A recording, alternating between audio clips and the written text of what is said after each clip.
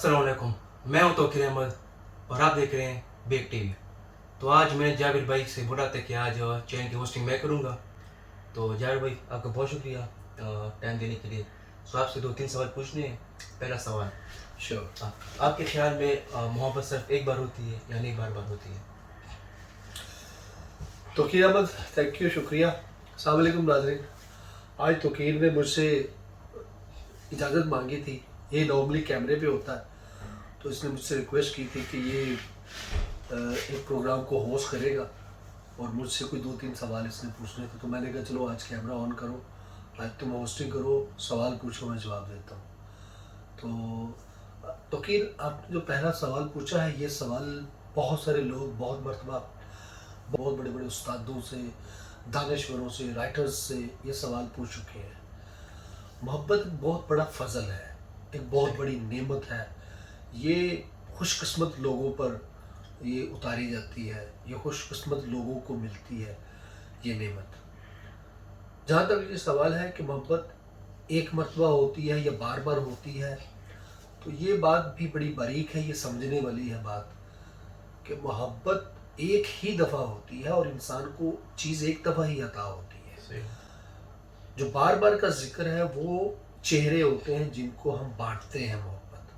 तो आपकी ज़िंदगी में जो लोग आते जाते हैं वो आपकी उस मोहब्बत से मुस्तफ़ीद होते हैं। मोहब्बत वही एक ही रहती है, सही। लेकिन लेने वाले लोग जो होते हैं, जो चेहरे होते हैं, वो बदल बदल के आते हैं। जैसे आप कोई कोई खाना तकसीम करते हैं तो खाना तो वही होता है, वो जो एक बर्तन में एक देग में होता है, लेकिन जो सामने लोग आते हैं वो चेहरे बदल बदल के अलग अलग चेहरे आते हैं, लेकिन वो आपसे वो फैज़ ले रहे होते हैं। तो मोहब्बत भी ऐसे ही है कि मोहब्बत होती वही है, लेकिन लेने वाले अलग अलग लोग आ जाते हैं, चेहरे आ जाते हैं। तो हम ये समझते हैं कि वो पिछले बंदे से जो मोहब्बत हुई थी वो उधर ख़त्म हो गई, अब जो नया बंदा मेरी ज़िंदगी में आया है तो अब मुझे नई मोहब्बत होगी। तो मोहब्बत वही है, वो हमेशा से वही रहेगी। चेहरे बदलेंगे, लोग बदलेंगे, किसी को कम मिलेगी, किसी को ज़्यादा मिलेगी। तो इस तरह ये इसका सिलसिला मोहब्बत का ऐसा है। सही। अच्छा जाबिर भाई, बहुत शुक्रिया आपके जवाब का। तो मेरा दूसरा सवाल ये है कि अगर कोई अपना हो या कोई दोस्त हो जो अगर वो आपको या धोखा दे या कोई तकलीफ़ दे, तो वो तकलीफ़ कैसी होती है, कैसे लगता है बंदे को?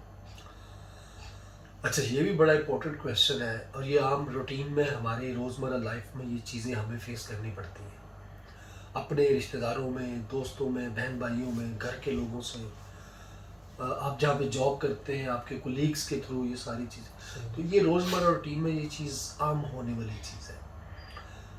लेकिन ये चीज़ तकलीफ़ें कितनी है, इसको हमने देखना है कि अपने अपनों में जब आप किसी के साथ कोई रिश्ता जोड़ते हैं, खून का रिश्ता है, आपके कज़न हैं, आपकी कोई दोस्ती किसी से हो गई है, तो आप उनके ऊपर एतमाद करते हैं, आप उन पे भरोसा करते हैं, आप उनका भरम रखते हैं। तो अगर कहीं ना कहीं किसी भी वजह से कोई भी बंदा आपको तकलीफ़ पहुंचा देता है, आपको लेट डाउन करता है या आपको धोखा देता है, धोखा सबसे बड़ी तकलीफ़ होती है। वो अगर कोई देता है तो वो बहुत तकलीफ दे होती है, वो बर्दाश्त के काबिल नहीं होती चीज़। बड़े कम लोग होते हैं कि जो किसी धोखे को, किसी इस तरह की चीटिंग को बर्दाश्त करते हैं।